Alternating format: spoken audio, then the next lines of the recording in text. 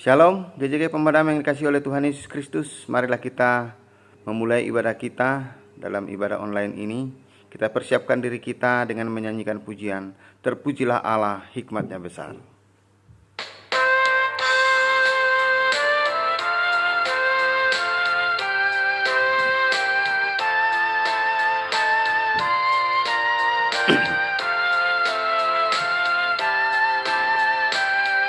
Sama-sama kita menyanyi. Terpujilah Allah, hikmatnya besar, begitu kasihnya untuk dunia cemar, sehingga diberilah putranya kudus, mengangkat manusia serta menebus.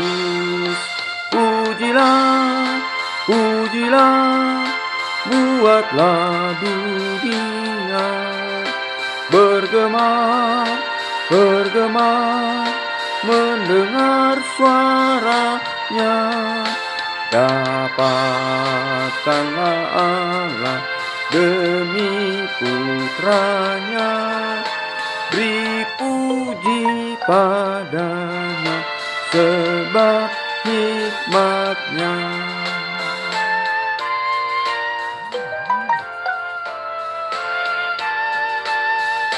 Bait yang kedua.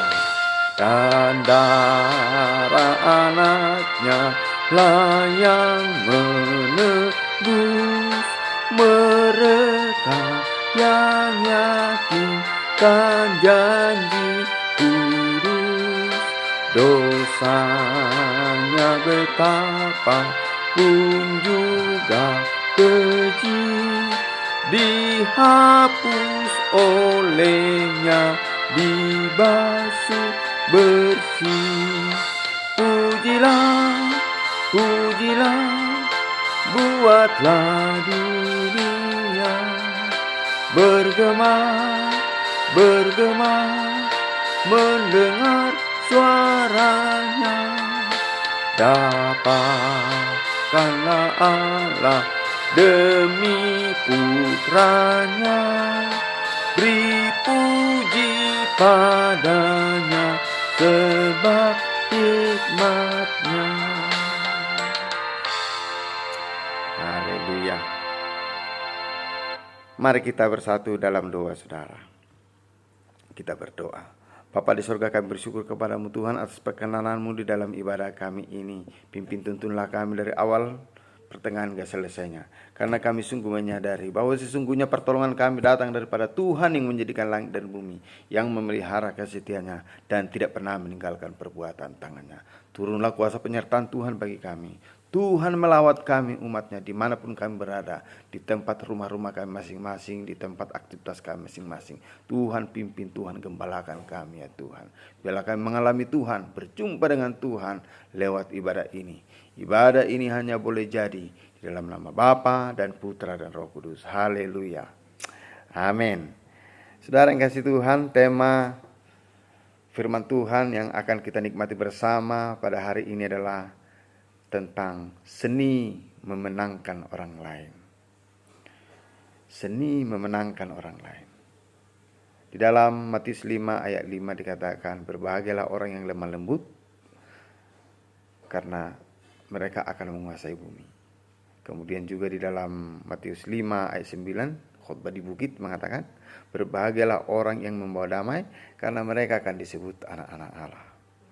Salah satu tugas kita, tugas utama kita sebagai murid Yesus adalah memenangkan orang lain. Bagaimana orang lain kita bawa kepada Kristus dari kegelapan, dari keberdosaan, dari keterpurukan, untuk mereka mengenal Sang Juru Selamat Tuhan Yesus Kristus. Namun kita sering mengalami kegagalan. Justru kita sering kalah dengan tipu muslihat, siasat si iblis. Kita gagal menjadi pembawa damai, kita gagal menjadi orang yang lemah lembut. Mengapa demikian, saudara? Dan apa tindakan yang sepatutnya kita lakukan untuk mengatasi hal ini? Nah, disinilah kita belajar dari firman Tuhan.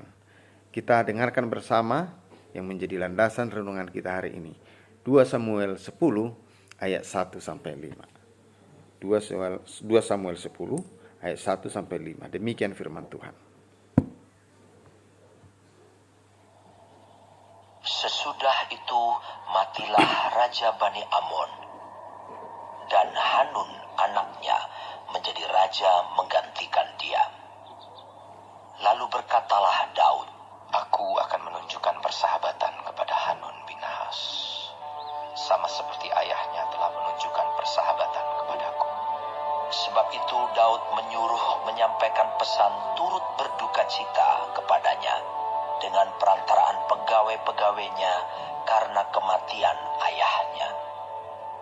Tetapi ketika pegawai-pegawai Daud sampai ke negeri Bani Amon itu, berkatalah pemuka-pemuka Bani Amon itu kepada Hanun, tuan mereka, "Apakah menurut anggapanmu Daud hendak menghormati ayahmu, karena ia telah mengutus kepadamu orang-orang yang menyampaikan pesan turut berduka cita?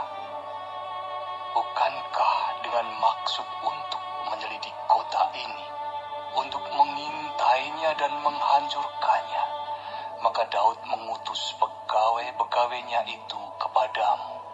Lalu Hanun menyuruh menangkap pegawai-pegawai Daud itu. Disuruhnya mencukur setengah dari janggut mereka dan memotong pakaian mereka pada bagian tengah sampai pantat mereka. Kemudian dilepasnya mereka. Hal ini diberitahukan kepada Daud. Lalu disuruhnya orang menemui mereka, sebab orang-orang itu sangat dipermalukan.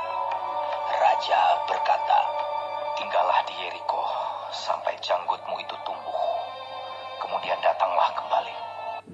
Saudara yang kasih Tuhan, kita akan berbahagia kalau merenungkan firman Tuhan dan melakukannya dalam kehidupan kita sehari lepas sehari.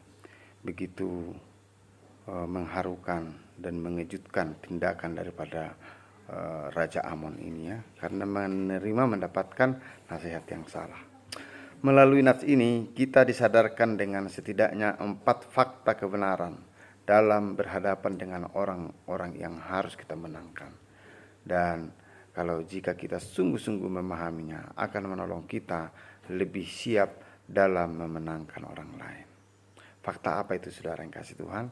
Yang pertama, fakta kebenaran yang kita lihat di dalam perikop ini atau di dalam nats ini saudara yang kasih Tuhan adalah setiap orang punya karakter yang berbeda-beda. Maksudnya apa saudara yang kasih Tuhan? Kalau kita melihat di dalam ayat 1 sampai 3 itu, bagaimana Daud berteman, bersahabat dengan ayah daripada Hanun, yaitu Nahas.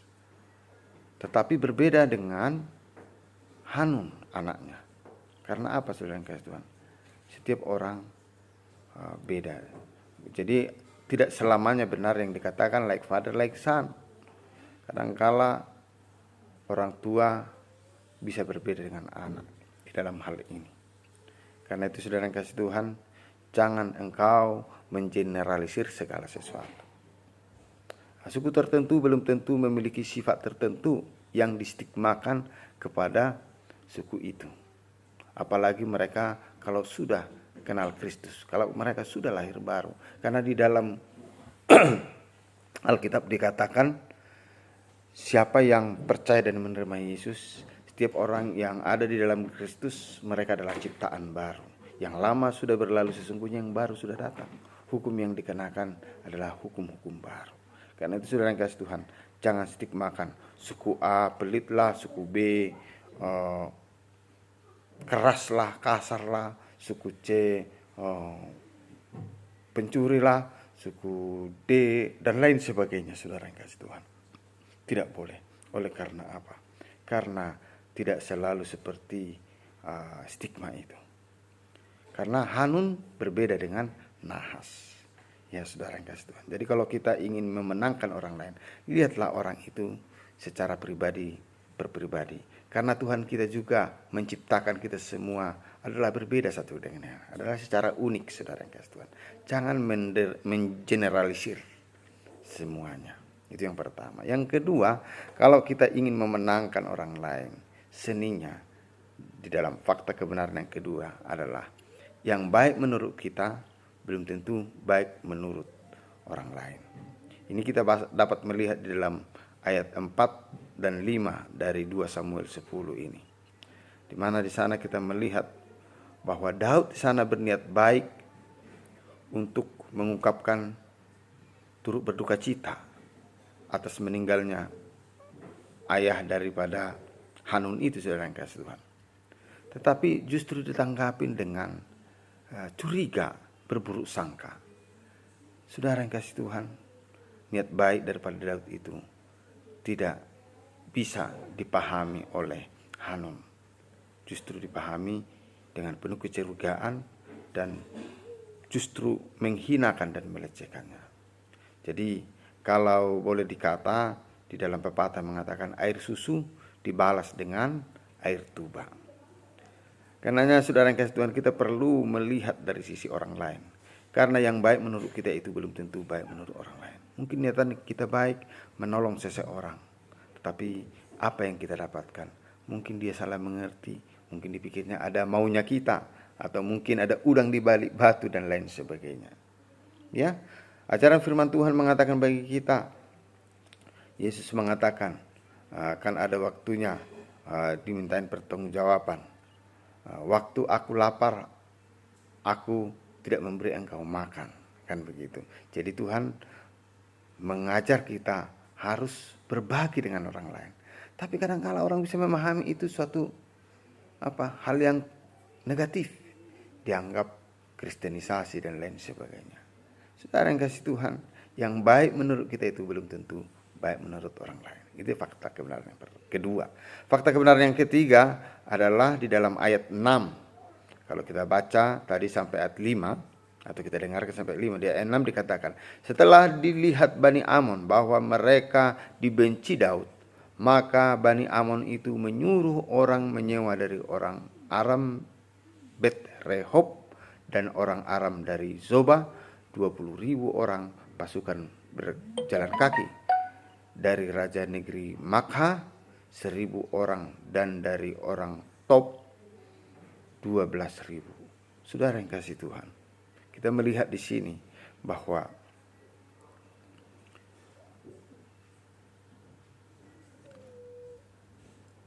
jangan kita mengira orang yang salah itu akan menyadari kesalahannya. Belum tentu, saudara yang kasih Tuhan. Ya, Raja Amon itu, saudara yang kasih Tuhan, sudah berbuat salah. Dia sudah mempermalukan utusan daripada Daud. Bukannya minta maaf, bukan menjernihkan suasana atau menenangkan suasana, enggak. Malah dia mengajak tetangga-tetangganya untuk membangun kekuatan, untuk memusuhi, untuk memerangi kerajaan Israel, Raja Daud dalam hal ini, saudara yang kasih Tuhan. Sungguh di luar akal sehat, tapi itulah yang terjadi. Dan realitas di dalam kehidupan ini begitu, saudara yang kasih Tuhan. Jangan kita mengira orang yang salah itu selalu menyadari kesalahannya. Ya, mungkin kita sudah jelaskan kesalahannya, belum tentu diterima. Masukan-masukan itu tidak diterima. Karena apa, saudara kasih Tuhan? Karena orang itu tidak selalu seperti yang kita pikirkan jalan pikirannya. Mungkin malah dia ngeles, mungkin malah dia berbohong, mungkin malah orang itu memfitnah kita, atau mungkin berbalik, memutarbalikkan fakta dan lain sebagainya. Sabar, saudara yang kasih Tuhan, karena inilah fakta kebenaran yang sesungguhnya.